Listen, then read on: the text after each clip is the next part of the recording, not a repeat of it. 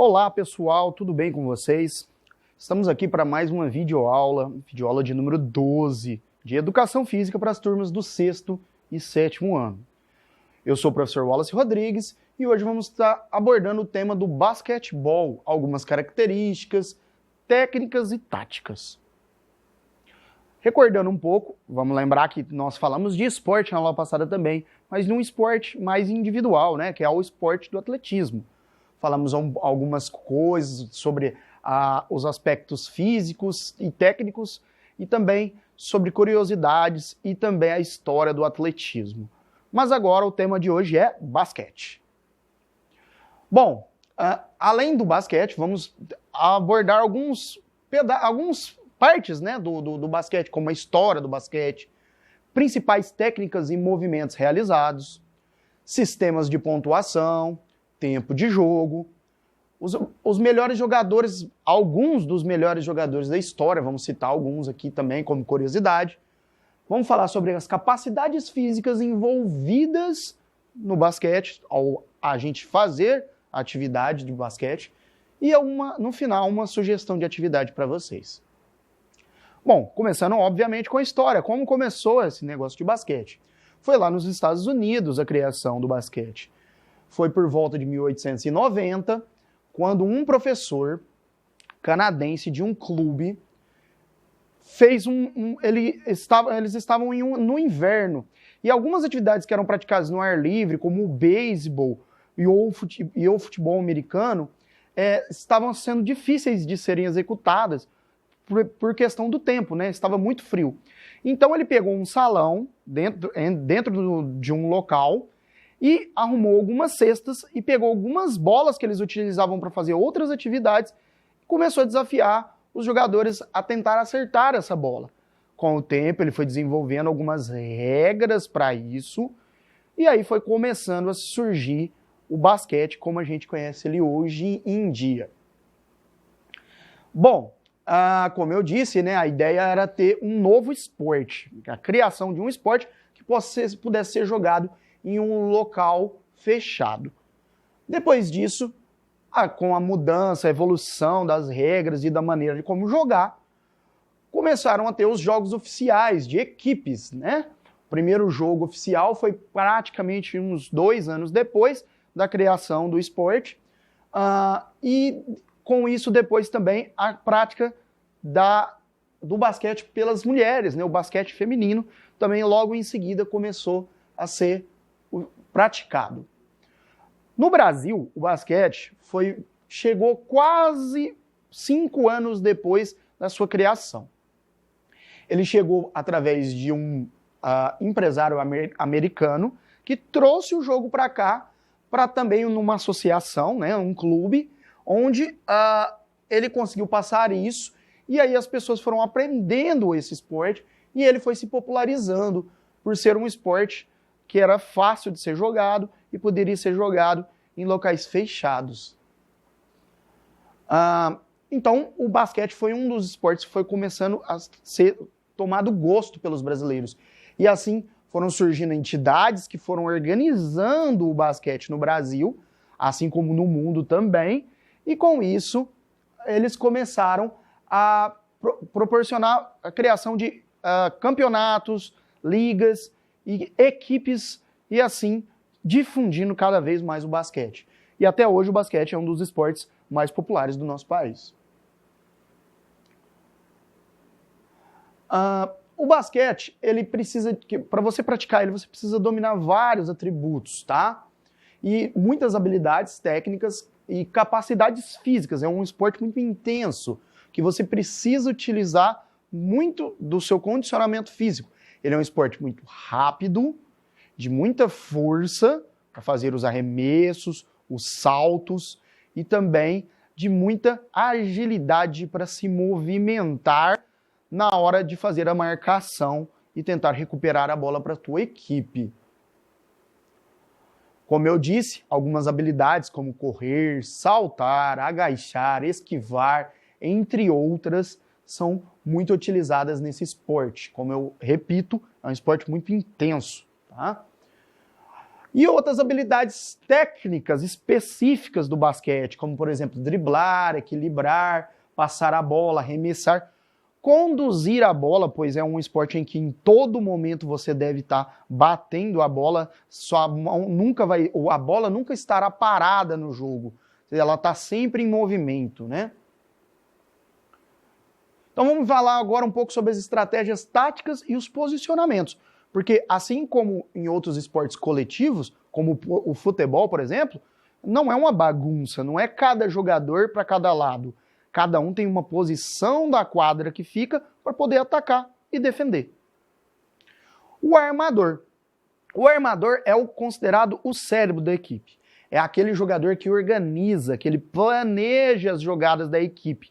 Enquanto os outros se movimentam, ele inicia a jogada com a bola e vai procurando um melhor jogador para fazer o passe e a bola sempre volta nele e assim ele vai trocando a bola de mãos até que chegue na possibilidade de alguém arremessar ela para a cesta. E é o primeiro a ir defender, ele é o primeiro que dá o combate de defesa. Então o armador é como se fosse o líder da equipe, né? O cérebro, a pessoa que comanda as ações. Também temos o ala armador, tá? Então como você vê, ele ala armador, quer dizer, ele também tem um pouco da armação das jogadas.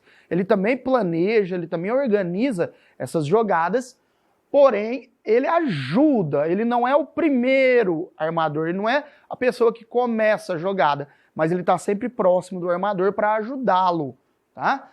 E também ele faz passes mais longos e se infiltra, entra dentro da área com mais facilidade. Temos também o ala, que é aquele jogador que geralmente vai jogar mais nas laterais do campo, da quadra, né?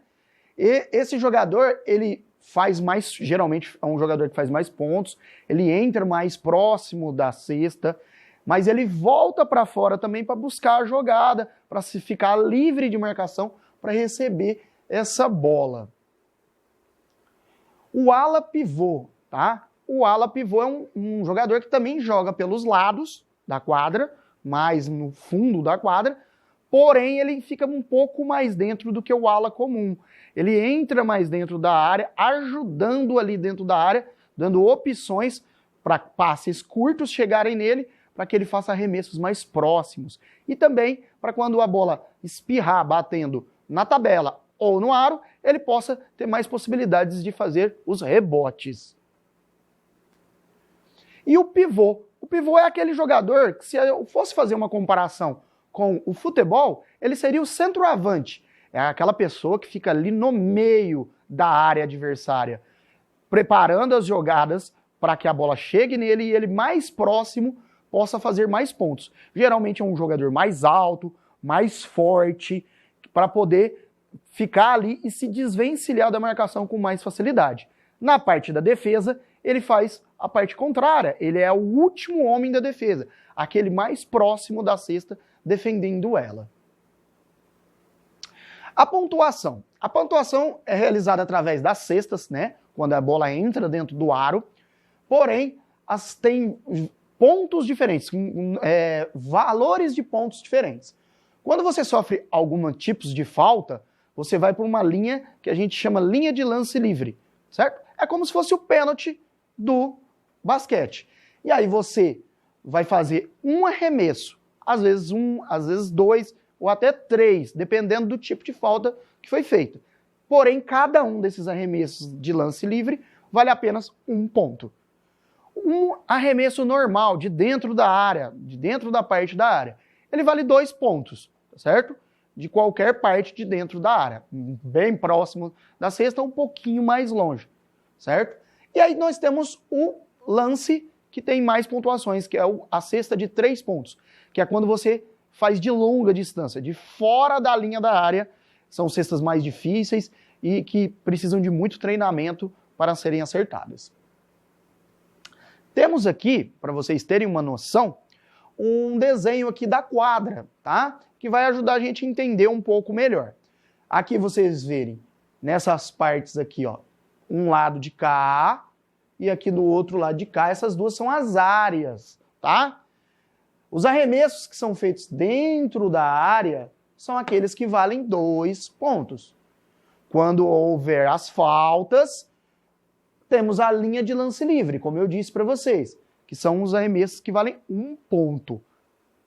E para fora, mais longe da cesta, nós temos os arremessos de 3 pontos, que são aqueles de fora da área. Qual é o tempo de jogo? Aqui, para o mundo como um todo, para a regra mundial, os jogos têm 4 tempos, 4 períodos de 10 minutos. Diferente, por exemplo, de outros esportes que tem o primeiro e segundo tempo, aqui a gente tem 4 tempos. Eles são chamados de quarto. Primeiro e segundo quarto, depois terceiro e quarto quarto. Tá? Entre o primeiro e o segundo, nós temos um pequeno intervalo de 2 minutos. E depois, entre o terceiro e o quarto, entre o segundo e o terceiro, aí sim nós temos um tempo de descanso maior de 15 minutos. E depois, entre o terceiro e quarto, de novo mais 2 minutos. Certo? Vale ressaltar uma curiosidade aqui, que a NBA, que é a liga americana mais famosa de todo mundo, no basquete mais bem jogado, lá eles têm algumas regras diferentes, inclusive sobre o tempo. Tá? Mas a regra mundial que vale é essa aqui em relação ao tempo. Caso o jogo termine empatado em tempo normal, ocorrerá uma prorrogação de 5 minutos. E se continuar em empate, haverá outra prorrogação e assim por diante. Ou seja, no basquete não existe empate. Eles vão jogar até que saia um vencedor. Vamos aqui algumas fotos somente para ilustrar alguns grandes jogadores da história, tá? Temos aqui talvez o maior de todos, considerado por especialistas o maior. Michael Jordan, né? Muitos de vocês conhecem aí. Um jogador extremamente famoso, né? Considerado por muitos aí, apelidado às vezes aqui no Brasil de o Pelé do basquete. Tanto pela habilidade que ele tinha jogando basquete. Temos aqui Kobe Bryant. É um jogador que recentemente, infelizmente, faleceu em um acidente. Ficou muito famoso, mas também já era muito famoso pela sua habilidade jogando, né? Ele já estava aposentado. Agora, alguns em atividade. Temos esse jogador aqui, chamado Kevin Durant. É um ótimo jogador, já foi considerado o melhor do campeonato várias vezes e, atualmente, continua jogando. Assim como o considerado o melhor jogador do momento, LeBron James, tá? Muito famoso e, na atualidade, é considerado o melhor do mundo. E temos aqui para destacar Oscar Schmidt, aquele que é considerado, aqui no Brasil, o melhor jogador brasileiro de basquete de todos os tempos, né? Fez história com a seleção brasileira e pelas equipes que passou. Então, assim como as habilidades físicas são fundamentais, as capacidades também são essenciais. Aprendemos em outras aulas as 7 capacidades físicas. Vamos relembrar de novo um pouco? Então, nós temos a força muscular, potência muscular, flexibilidade, resistência muscular, resistência cardiorrespiratória, o equilíbrio e a velocidade. Bom, vamos relacionar elas com o basquete? Vamos lá. Velocidade, no momento de condução de bola, né? O momento que a gente se movimenta, a gente precisa da velocidade. Como eu disse, é um jogo muito rápido o basquete. A ida para o ataque e para a defesa é o tempo todo e ela é muito rápida. A força muscular, na hora de você fazer as disputas, né, de bola, na hora de você tentar defender, tentar bloquear alguém.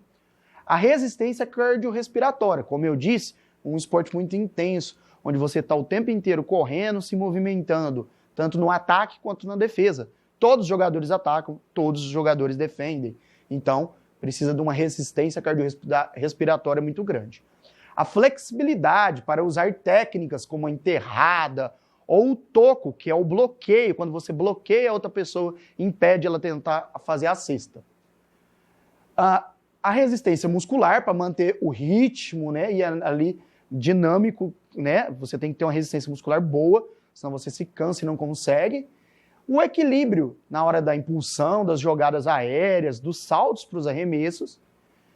E a potência muscular na hora dos arremessos, da força dos arremessos, dos passes e também dos bloqueios.